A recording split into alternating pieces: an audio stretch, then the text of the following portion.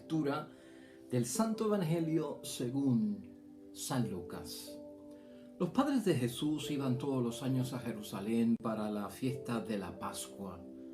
Cuando Jesús cumplió los 12 años, subió también con ellos a la fiesta, pues así había de ser. Al terminar los días de la fiesta, regresaron, pero el niño Jesús se quedó en Jerusalén sin que sus padres lo supieran. Seguros de que estaba con la caravana de vuelta, caminaron todo un día. Después se pusieron a buscarlo entre sus parientes y conocidos. Como no lo encontraron, volvieron a Jerusalén en su búsqueda. Al tercer día lo hallaron en el templo sentado en medio de los maestros de la ley, escuchándolos y haciéndoles preguntas. Todos los que le oían quedaban asombrados de su inteligencia y de sus respuestas. Sus padres se emocionaron mucho al verlo. Su madre le decía: «Hijo, ¿por qué nos has hecho esto? Tu padre y yo hemos estado muy angustiados mientras te buscábamos». Y él les contestó: «¿Y por qué me buscan? ¿No saben que yo debo estar donde mi padre?». Pero ellos no comprendieron esta respuesta. Jesús entonces regresó con ellos, llegando a Nazaret. Posteriormente siguió obedeciéndoles. Lo proclamado, hermanos y hermanas, es palabra del Señor. Gloria a ti, Señor Jesús. Estamos recordando en el día de hoy también a San José, el esposo de María, y por eso es que las lecturas son las que hemos visto en el día de hoy, especialmente el Evangelio que está siendo tomado de San Lucas, capítulo 2, versículos 41 al 51a. Es el Evangelio del día en que Jesucristo se perdió y apareció en el templo luego de la gran fiesta de la Pascua. Que realmente uno dice, bueno, el Evangelio está ahí y estamos en Cuaresma. Pues es por la celebración de San José, esposo de María. Hay dos alternativas en el día de hoy en términos del Evangelio y nosotros hemos escogido esta, ya que su mensaje yo creo que es importante para nosotros señalarlo en el día de hoy. Hoy vamos a estar hablando, hermanos y hermanas, aprovechando esta coyuntura de San José, esposo de María. El tema que vamos a discutir tiene que ser poder para cumplir. Cuando nos fijamos en Dios, que Dios tiene el poder para cumplir. Porque vamos a utilizar también la segunda lectura de hoy de Pablo a los Romanos en ese famoso capítulo 4, versículos 13 al 16, 18 al 22, que de ahí es que hemos escogido la idea fuerza, porque la idea fuerza es esta, hermana, cuando Dios promete algo, tiene el poder de cumplirlo, que eso es la gran bendición que tenemos nosotros los creyentes en términos de nuestro Dios, fiel cumplidor de sus promesas. Y esa va a ser la segunda parte de la reflexión de hoy. Vamos a hablar de ese cumplimiento por parte de Dios. Vamos a hablar del poder de Dios, hermanos y hermanas. Son tiempos donde estamos viviendo crisis y tú lo sabes muy bien. Y nosotros, en nuestro caso particular, venimos de, hermanos y hermanas, de haber pasado por situaciones muy críticas y muy difíciles. Desde Irma, desde María, como huracanes que nos han sometido, hermanos y hermanas, a grandes desastres. Desde los últimos terremotos, que 2 de ellos se sintieron en toda la isla con una potencia grande, más aún afectada el área suroeste de la isla. Entonces tenemos huracanes, vientos fuertes, tenemos los terremotos y estos temblores. Y ahora el mundo entero, hermanos y hermanas, con esto del coronavirus, ¿no? Que ciertamente ya siendo declarada una pandemia, ya viendo casos de muerte, viendo casos de cómo se está propagando exponencialmente, ¿no? Porque esto es 1 contagia a 2 y 2 contagian a 4 y 4 contagian a 8 y 8 contagian a 16, por ahí eso sigue creciendo. Y entonces, hermanos y hermanas, yo creo que la palabra de Dios hoy pues nos pone a tono de nosotros poder tener esa fe con esa segunda lectura de hoy que va a ser buena por eso. O sea, Dios tiene el poder para cumplir, hermanos y hermanas. Y tú y yo como cristianos católicos tenemos que recordar que cuando Dios promete algo, Él tiene el poder para cumplirlo. Esa es la bendición. Con eso quiero terminar. Por el momento en que estamos viviendo, pues tenemos que armarnos de mucha fe, hermanos y hermanas. La tensión es bien grande. El no poder comulgar, el no poder tomar la sangre de Cristo, el no poder saludar en la paz, el no podernos congregar, hermanos y hermanas, el no podernos acercar ni tan siquiera a algo tan sencillo y básico para nosotros como es visitar enfermos, por todo el peligro al que nos exponemos, el peligro al que exponemos a los demás, todo eso. Yo sé que es gran preocupación, pero hoy la segunda palabra de Dios tiene que ver mucho con eso. Hermanos y hermanas, el Evangelio, vamos al Evangelio rapidito. El Evangelio trata sobre la primera iniciativa del joven Jesús, ¿no?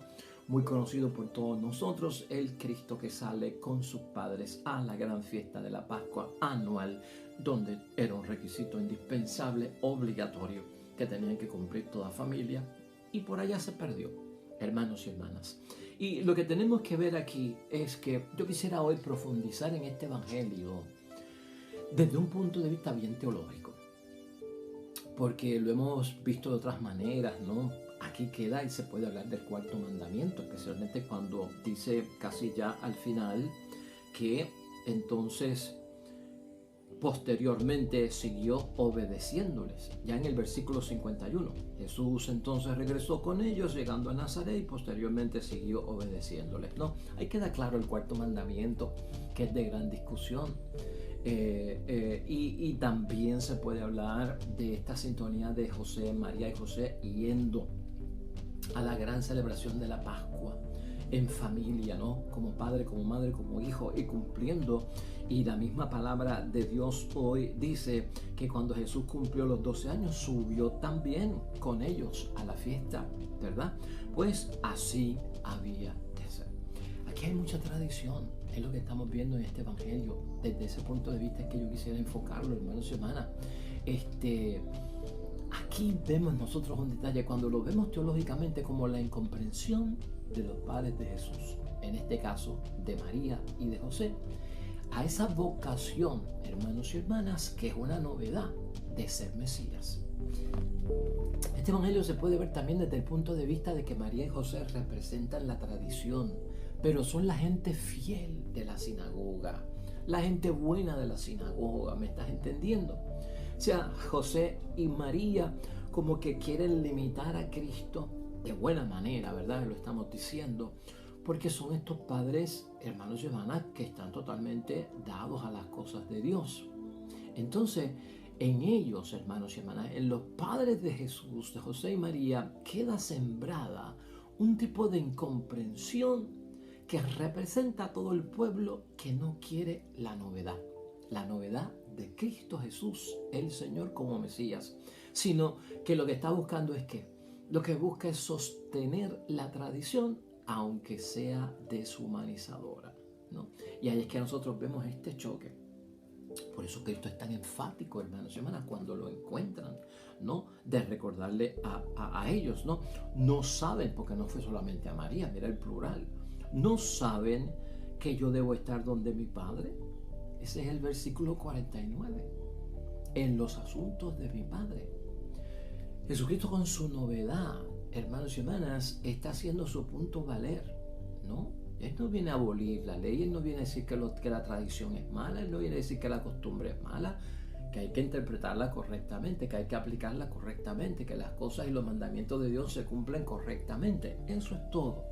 Pero entonces aquí el evangelista, hermanos y hermanas, Lucas aprovecha para representar básicamente, hermanos y hermanas, esa incomprensión. Hoy podemos pensar en incomprensión.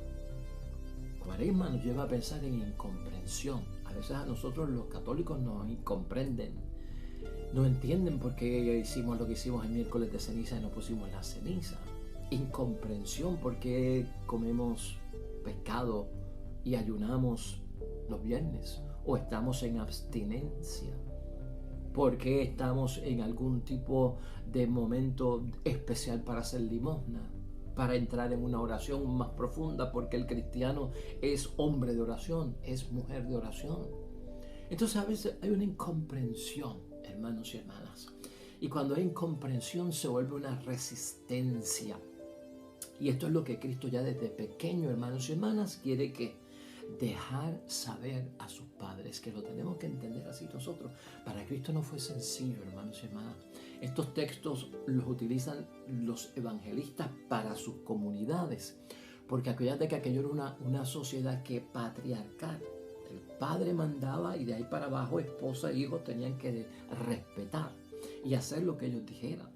Y por eso es que nosotros vemos a Jesucristo con unas propuestas bien radicales, ¿no? El que no deje padre y madre no es digno de mí. El que no posponga a su padre y a su madre no es discípulo mío. O sea, y el que no esté dispuesto a renunciar a su padre y a su madre. Entonces ahora tú tienes que entenderlo, porque en aquel tiempo si el hijo venía y le decía, ¿sabes qué? Hay un hombre llamado Jesús. Lo tienen como profeta, lo tienen como Mesías. Hemos visto los milagros y yo quiero ser parte de sus discípulos. Yo quiero estar con él. Yo quiero seguirlo a él. Yo me quiero ir con él. Yo quiero que él sea mi maestro. ¿Qué tú crees que le iba a decir el papá, el patriarca? No. Y si le decía no, el joven o la joven no se podía ir y no podía hacer nada. Era ese tipo de sociedad. Por eso a estos jóvenes que creyeron en Cristo, que vieron a Cristo hacer sus cosas y se convertían. Entonces Cristo lo que quiere es que se despegaran, que empezara a haber una cierta interdependencia, que es lo que siempre hemos llamado aquí, no una independencia total de los padres, no una dependencia total de los padres, ese término balance de interdependiente, donde yo me voy y te dejo, te pospongo. Por eso en algunos casos sonaba como el que no odie padre o madre, el que no abandone padre o madre, ¿no? Porque era una exigencia fuerte. Pero si el papá decía que no, los hijos no podían irse con Cristo. De hecho, más tarde nosotros veremos en Hechos de los Apóstoles cómo la conversión de un hombre, jefe, padre de la familia, bastaba para que los discípulos entendieran que toda la familia se había bautizado, toda la familia era cristiana, porque ese patriarca significaba mucho. Así que, hermanos y hermanas, ¿a qué es lo que nos referimos? En el caso de José y María, son gente fiel, son gente buena, son gente de Dios, pero Cristo los puso en su sitio también, ¿no? Ha llegado la novedad, yo soy el Mesías, las cosas han cambiado, yo tengo que estar en las cosas de mi Padre. Estoy en la tradición, vine a la fiesta de la Pascua, vine con ustedes porque ya tengo 12 años, porque ya puedo hacer el viaje, porque ya puedo hacer la peregrinación, porque ya puedo hacer la caravana, pero ¿saben qué? Yo es lo mío, yo también tengo cosas mías, gente fiel, que a veces pueden convertirse en piedras de tropiezo, hermanos y hermanas, que lamentablemente no permiten la llegada de esa novedad. Cuaresma nos lleva a la novedad. ¿Qué de novedoso ha tenido esta cuaresma para ti? Ya yo lo he dicho en muchas ocasiones, a veces la cuaresma es la número 13, la número 14, la número 15, la número 20, la número 30. Y todas tienen alguna novedad para cada uno de nosotros. Ese reproche de María y Jesús y José, hermanos y hermanas, hacia Jesucristo, significa tal vez el mismo reproche que yo puedo ver en el tiempo de Cuaresma en el examen de conciencia, hacia un Cristo, hacia una iglesia, hacia un papa, hacia un obispo, un sacerdote, hacia un papá, hacia una mamá, hacia unos hermanos, hacia unos amigos. Un reproche donde yo no veo la novedad de esta Cuaresma, la bendición que tiene, y me sigo atando a muchas otras cosas, hermanos y hermanas. Por lo tanto, hermanos y hermanas, es como querer que Jesucristo se entregue a un pasado, se entregue a lo religioso, nada más, tradición y costumbre, y no haga nada más. Tiene que haber una novedad. Tú tienes que identificar qué de nuevo ha tenido esta Cuaresma. La Cuaresma de este año, hermanos y hermanas, nos ha enfrentado a nosotros con terremotos y sigue temblando la tierra, y ahora con el coronavirus. O sea, es una gran novedad. Qué bueno que estábamos rezando, qué bueno que estábamos ayunando, qué bueno que estábamos en recogimiento con Dios. Qué bueno que estamos ayunando, hermanos y hermanas. Qué bueno que estamos leyendo la palabra de Dios. Qué bueno que hicimos un tiempo de 40 días para acercarnos a nuestro Señor Jesucristo. O sea, que nos cogió a esto pues en la fe y preparados, hermanos y hermanas. Es un recordatorio en la persona de María y de José, y por lo tanto era como si quisieran separar a Cristo de lo que tenía que hacer. Nosotros no podemos separar a Cristo de lo que viene a hacer, de lo que tiene que hacer, de lo que debe de hacer, de lo que tiene que cumplir, de lo que nos tiene que decir. Nosotros no podemos cambiarle la mente a Jesús. Nosotros no podemos cambiarle el plan a Jesús. Nosotros no podemos cambiarle la voluntad a Jesús. ¿Me estás entendiendo? Y yo quiero aprovechar este momento para pensar en eso. Si bien es claro que podemos señalar a San José como esposo fiel de María, que no la repudió en público, que se quedó como un padre ahí, hermanos y hermanas, solícito, como un padre entregado, adoptivo, que entendió de acuerdo a las veces que se le apareció el ángel que realmente yo tengo parte en esto, que esto no es solamente de yo pues ponerle un nombre al niño, y que María lo dio a luz, y que el revolú que se ha formado aquí de que ella iba a dar a luz por obra y gracia del Espíritu Santo es entre María y Dios, y yo no tengo que ver nada con eso. Pues José se puso en su sitio, y es cierto, hermanos y hermanas. Por lo tanto, aquí cuando María le dice a Jesús, tu padre y yo, esa frase, hermanos y hermanas, es bien importante, porque esa frase lo que está diciendo es que José, María reconoce que cumple su papel y su rol de padrastro o de padre en aquel tiempo, ¿no? Un rol fundamental que estaba incluido en los planes de Dios para San José, precisamente en la relación de educar al niño Jesús y educarlo conforme a la ley de aquel tiempo. Eso todo es importante. Un santo como San José, que lo recordamos como el santo que más duerme. Las veces en que San José, hermanos y hermanas, es interpelado por la providencia divina, está dormido. Y es en sueños que los ángeles le revelan lo que tiene y lo que debe hacer en el nombre de Dios, conforme a la voluntad de Dios. No hay casi nada que diga San José en la palabra de Dios, sino nada, que no hay nada de parte de él que nos pueda decir, pues esto lo dijo San José. Pero en esa sintonía, sin dejarlo a él aparte, es lo que queremos señalar. Hay más sobre esto, hermanos y hermanas, ya terminando con el Evangelio, en ese sentido, que no quisiera dejar atrás. Y escucha esto, porque esto es importante leerlo para entenderlo.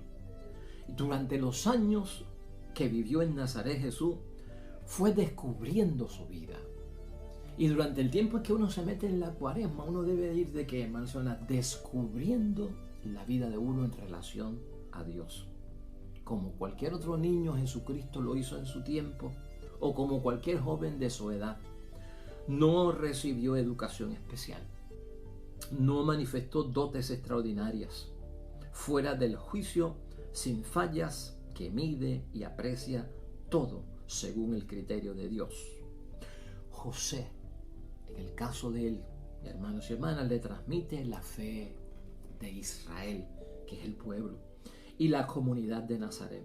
Por muy insignificante que fuera, hace de él un judío observante. En eso es que estaba José metido, en que su hijo fuera un judío que observaba, guardaba, cumplía la ley de Dios, sometido precisamente a eso. Pero ¿cuál fue la experiencia profunda de Jesús? Como también preguntarnos a nosotros en Cuaresma, ¿cuál es la experiencia profunda de nosotros en la Cuaresma? En esa visita de Cristo al templo, en esa visita con los doctores del templo, en su hacer preguntas, en su escuchar detenidamente. En Cuaresma también hay esa novedad para nosotros, la hemos identificado. ¿Cómo se fue situando el Hijo de Dios en el mundo, hermanos y hermanas, de los seres humanos, a medida que lo descubría? Porque eso es lo que tenemos que ver nosotros. Según tú vas descubriendo lo que está alrededor, es que te vas ubicando en lo que tienes. Según yo me voy descubriendo en la Cuaresma con mi examen de conciencia, me voy ubicando en el mundo de la fe, en el mundo de la adoración, en el mundo de los creyentes, en el mundo de los que aman y creen en Dios.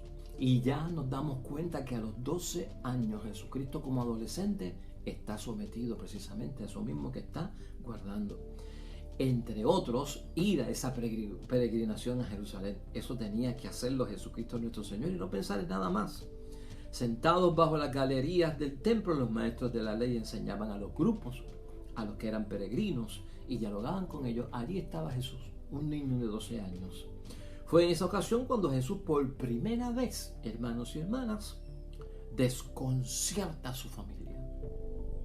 Porque a veces para estar en las cosas de Dios y que tengan validez y dejar hecho el punto, hay que desconcertar, hermanos y hermanas. Y en este caso Cristo lo hace con su familia. Ese reproche, volvemos, ¿por qué Jesús nos has hecho esto? Significativo. El Evangelio hace resaltar esta incomprensión de María. El reproche de María a Jesús. Un reproche también de Jesús a sus padres, por el otro lado.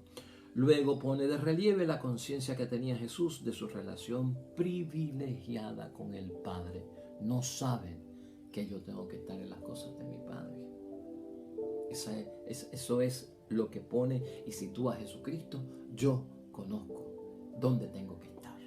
Increíble, hermanos, aunque parezca fuerte. Y es fuerte, hermanos y hermanas, es bien fuerte. Jesús vivió las etapas del desarrollo psicológico y a su modo las dominó. ¿Cómo pudo quedarse 2 días sin pensar en sus padres que lo estaban buscando y que estaban preocupados? Uno se pregunta, ¿verdad? Pero no. Pensó que ese sufrimiento era necesario para María y José, para su familia, y conquistó su libertad, la de él, la mía, la de Cristo, ¿no? De una manera radical antes de reencontrarse con ellos. Claro, siempre Cristo ha predicado eso, ¿no? Soy libre mientras más disposición yo tengo para las cosas de Dios. Soy libre, por eso Cristo siempre estaba con, tienes que dejar de hacer esto, tienes que dejar de hacer aquello, tienes que someterte a aquello, tienes que someterte a lo otro, que viene de Dios. Si estás dispuesto a hacerlo, es que tienes una gran disposición, menos ataduras tiene, menos esclavitudes tiene. El que sirve al Señor es libre, y así es Cristo. Es libre incluso de el poder que puede tener de imposición en contra de la voluntad de Dios, de los propios padres de uno. En vez de hablar del niño perdido, hermanos y hermanas, recuerda este comentario, sería más exacto decir que el joven Jesús se descubrió a sí mismo. Gloria a Dios. Desde ese punto de vista, para aplicarlo a nuestra cuaresma, este texto, hermanos y hermanas, verlo así.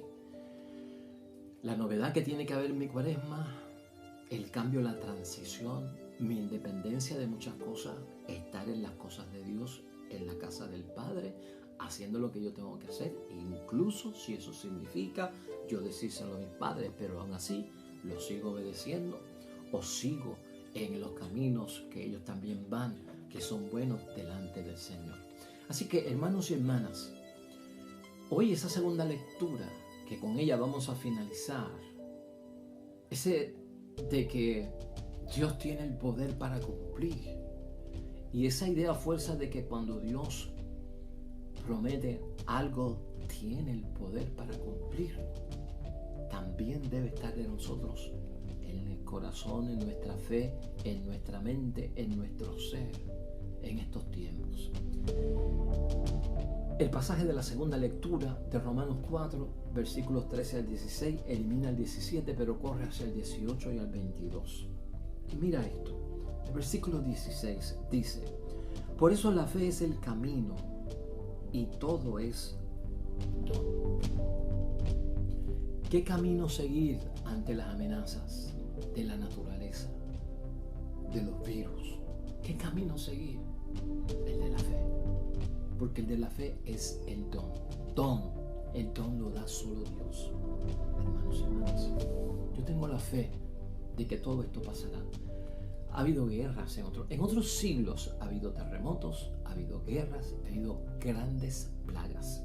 En otros siglos ha habido muertes por terremotos, muertes por plagas, muertes por huracanes. En otros siglos, hermanos y hermanas.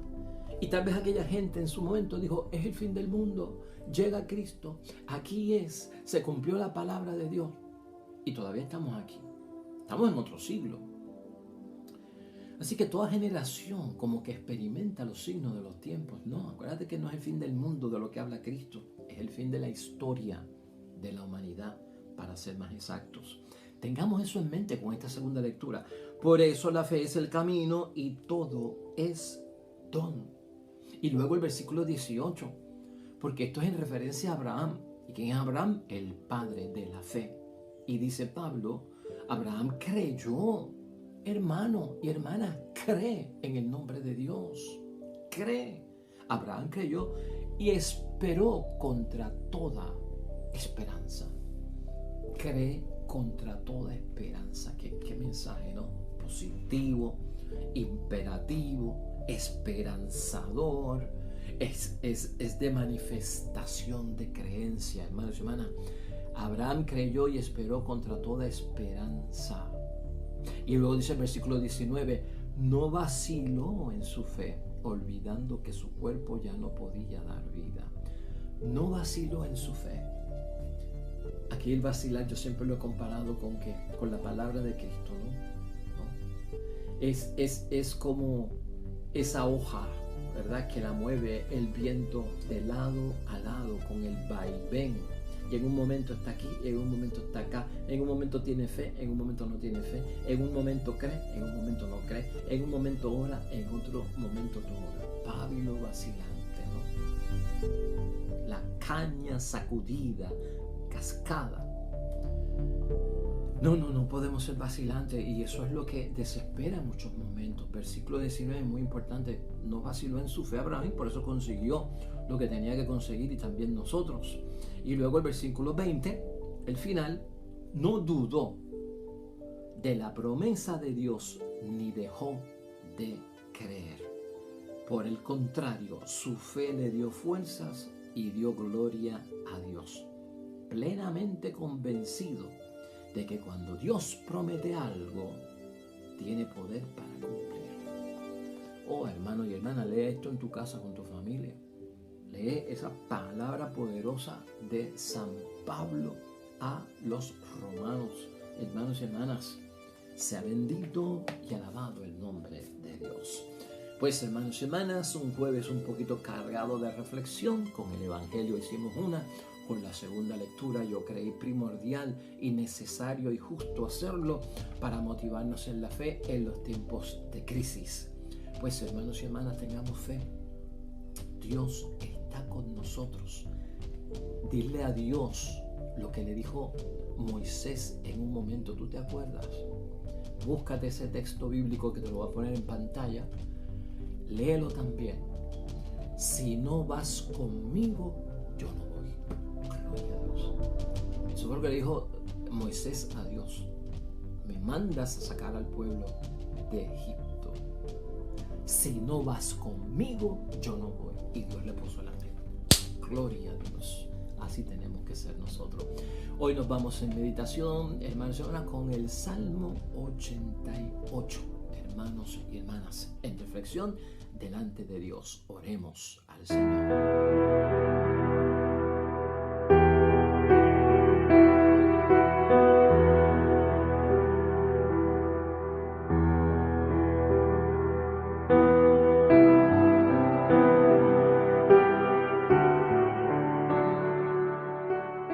Amén y amén. Hermanos y hermanas, el Señor esté con vosotros. La bendición de Dios Todopoderoso, Padre, Hijo y Espíritu Santo, descienda sobre ustedes, permanezca para siempre. Nosotros regresamos mañana con el favor de Dios. Nuevo Evangelio, nueva meditación y reflexión de la palabra de Dios. Recuerda esto siempre, hermano y hermana: todo cuanto hagas hoy junto a los tuyos, para la gloria y la honra de nuestro único Dios. Te va a ir bonito, hermano y hermana, pero sobre todo vas a ser bendecido, hermano. Vas a ser bendecida, hermana.